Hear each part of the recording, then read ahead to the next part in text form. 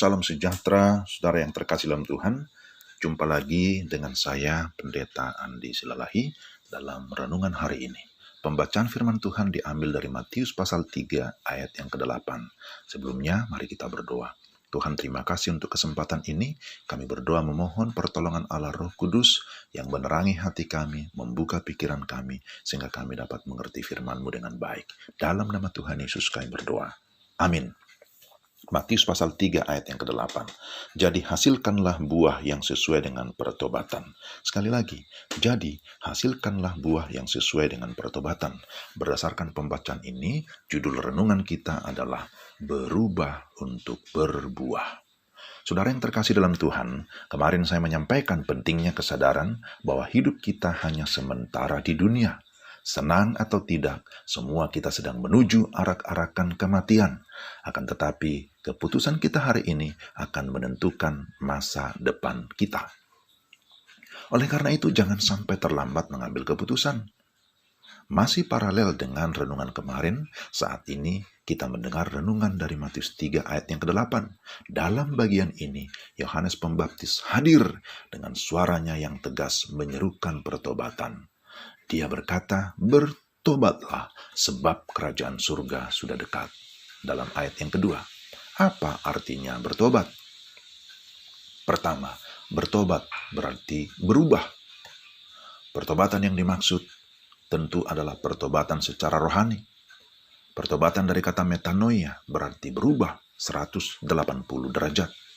Berubah pikiran atau akal budi, dan berubah arah atau fokus. Dahulu arahnya kepada dosa, sekarang berubah arah kepada kebenaran, kepada Kristus. Di dalamnya ada unsur mengaku, membenci dan meninggalkan dosa atau manusia lama. Sekarang dalam iman bertumbuh ke arah Kristus dan diperbarui tiap-tiap hari. Fokusnya bukan lagi keinginan daging, keinginan mata, dan keangkuhan hidup.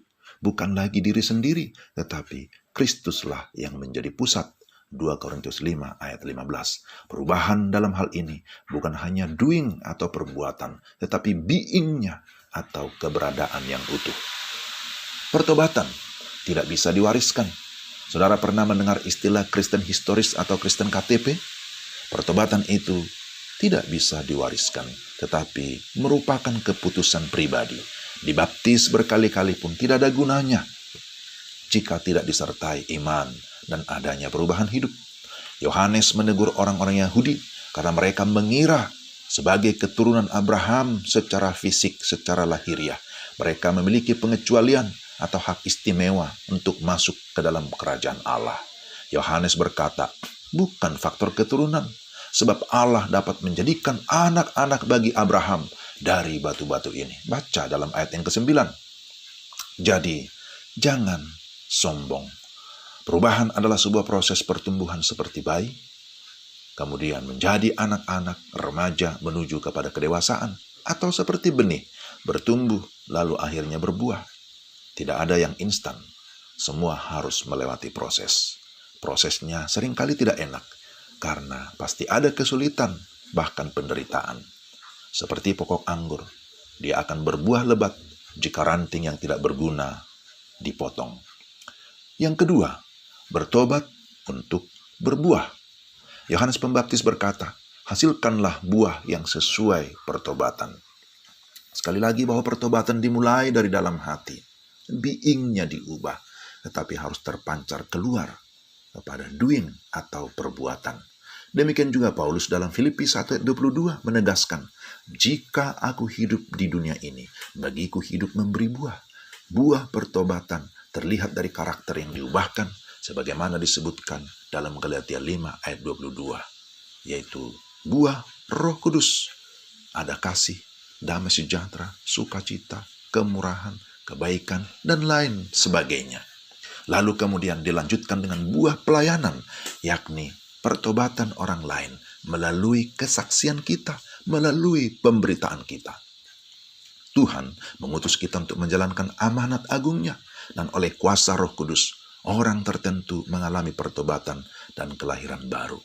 Kita sudah mendengar tentang Zakheus ketika dia sudah bertobat dan menerima Kristus dalam hatinya, maka dia berubah.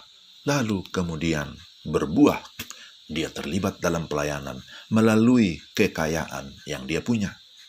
Murid-murid Yesus bertobat dan memberi diri melayani. Berbuah atau melayani merupakan kesempatan emas bagi kita sebagai anggota kerajaan surga. Saat-saat ini adalah momen krusial bagi kita. Kesempatan emas bagi kita. Jika kita tidak berbuah, maka bisa ditebang, bahkan dibuang. Inilah saatnya. Kalau tidak sekarang, kapan lagi? Kalau tidak kita, siapa lagi? Apakah kita menunggu sampai kita tidak berdaya? Ataukah kita harus menunggu sampai selesai dulu virus corona yang melanda, sampai semuanya sudah aman baru kita berbuat sesuatu? Tentu tidak. Maka mari kita berubah agar kita dapat berbuah. Berbuah bagi kemuliaan Tuhan. Dan kehidupan kita tentu pasti akan menjadi berkat bagi sesama. Mari kita berdoa. Tuhan, terima kasih untuk firman-Mu. Kami berdoa supaya Allah Roh Kudus menolong kami untuk dapat memahami firman-Mu, menaatinya, bahkan juga menyiarkan, memberitakannya kepada orang lain, supaya melalui pelayanan kami ada orang-orang lain yang bertobat atau berubah, dan kemudian mereka berbuah melalui hidup dan pelayanan mereka. Terpujilah Engkau, kami berdoa mengucap syukur dalam nama Tuhan Yesus. Amin. Terima kasih sahabat sekalian, pendengar yang sudah mendengarkan renungan ini. Kiranya Tuhan dimuliakan dan Tuhan memberkati saudara sekalian. Shalom.